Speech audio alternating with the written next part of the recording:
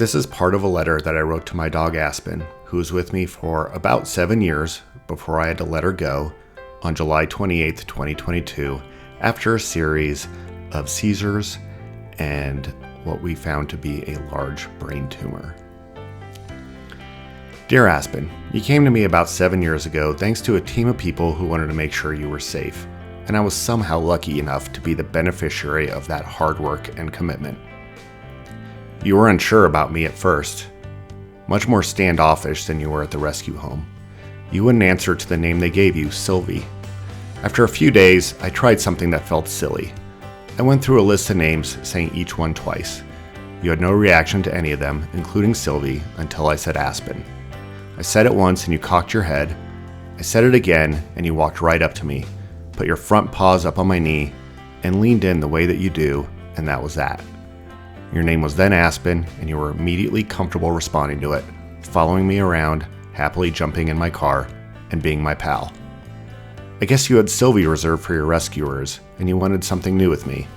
It's a bit of a mystery, though. It was strange and amazing, and is one of my favorite life moments to reflect on. Anyway, Aspen, I recently had to let you go. I thought I was prepared because I knew you weren't well, but I was not prepared for this big of a void. I wasn't prepared for you to not be there every time I turned around. You were always here checking on me, whether you were healthy or whether you were sick. Sure, when you got sick, you asked for a little more love, but you also never stopped giving it. So, I'm here reflecting on our time together, and the following are the things that I want you to know that I'm remembering and the things that I'll always cherish. So, Aspen, when I think about you, what do I think about? First, and don't think I'm shallow, I think about how simply beautiful you were. I have thousands of these photos of you, just being, many of them nearly identical. On your bed, standing around, chilling in the backyard, on a walk, whatever. I'm so happy I have these now. I had to go through thousands of them the last couple days. I think about how fast you were at the dog park. You had those dogs chasing you, and boy did that bring you joy. It brought me joy too. You'd outrun or outmaneuver them, and then come back to me panting and smiling. It was pretty amazing. That first year with you, I swear my heart grew bigger and more open than I could ever imagine. I will definitely miss how tolerant you were of me and my shenanigans at the holidays, and your patience as we tried so hard to get that perfect holiday photo. We tried a lot, and we did get it right, but just once. That photo is legendary. I also think about how you made such great dog friends. I have photos of many that we know, but one of my favorite stories is the people at daycare would tell me about how you would sometimes pick that awkward dog that didn't know how to socialize. I guess you would just hang out near that dog all morning, making small gestures until he warmed up, and then you'd play the rest of the day together. They couldn't believe it. I could believe it. And it made me love you more. I also think about how you were a reluctant sister to Luna, but you were still great to her. You more than anyone should know that there was enough love for both of you. You demonstrated that all the time with people. I hope I showed you the same.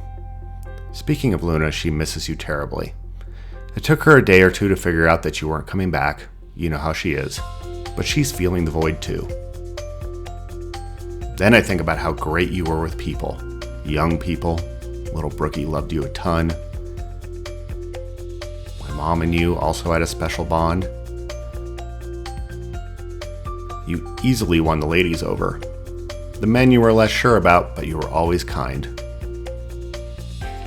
That leads me to the thing I think about most, and that is your love. You were love. You never met a stranger, you greeted people with hugs. You looked into their eyes to make a connection, and then you leaned in to seal the deal. I saw you do this so many times and melt the heart of so many people, whether they were dog people or not, even when you were covering them in white fur. It was your gift to the world and your gift to me, and I am forever grateful. Wherever you are now, I hope you are with friends, maybe with Daisy or your cousin Lena. I hope you feel great too. Those seizures were brutal. You did not deserve that pain. Thank you for letting me be your person, Aspen. I won't forget what you taught me about love. I will keep your spirit with me.